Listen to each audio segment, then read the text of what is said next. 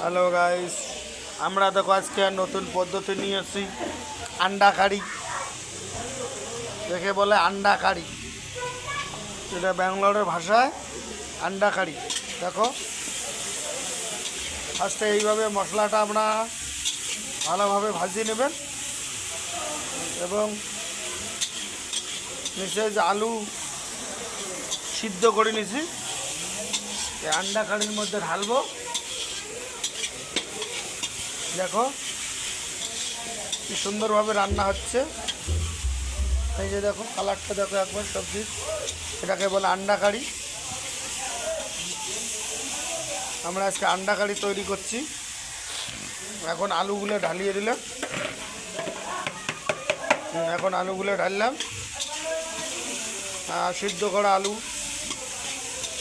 ওখানে পেঁয়াজ কুচি ছিল, জিরে ধনিয়ার গুঁড়া আদ্র গুঁড়া মরিচের গুঁড়া সব কিছু মিশানো আছে। এখন আলুটা দিয়ে একটু কষিয়ে নেব। একে বলে আন্ডা কারি,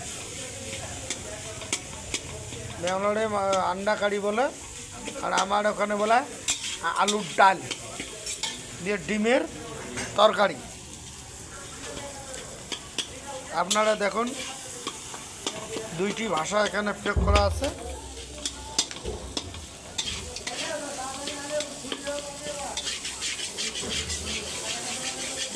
এই যে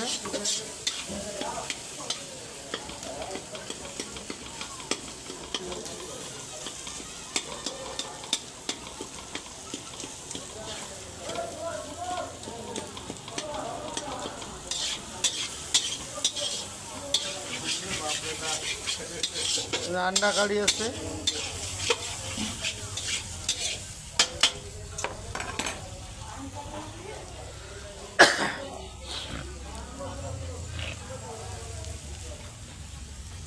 আন্ডা কারি, এখানে ডিমগুলো সিদ্ধ করে নিয়ে ভাজি নিছি আমরা।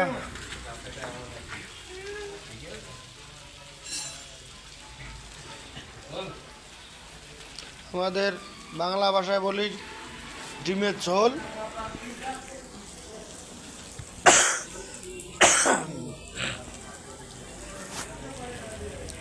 দেখো এখানে আন্ডা কারি